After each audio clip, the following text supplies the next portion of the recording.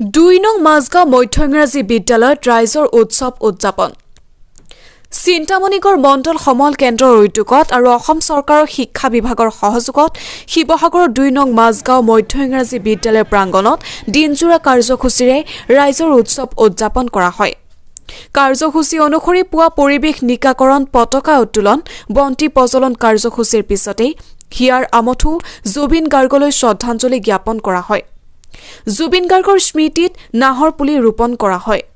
9খনকৈ বিদ্যালয়ৰ ছাত্ৰ-ছাত্ৰী আৰু অভিভাৱক শিক্ষকসকলৰ দ্বাৰা এক সাংস্কৃতিক শোভাযাত্ৰা কাৰ্যসূচী ৰূপায়ণ কৰা হয়। এই শোভাযাত্ৰাৰ শুভাৰম্ভ কৰে গোবিন্দ চন্দ্ৰ দাসে। ছাত্ৰ-ছাত্ৰীসকলৰ মাজত বিভিন্ন প্ৰতিযোগিতা অনুষ্ঠিত হয়।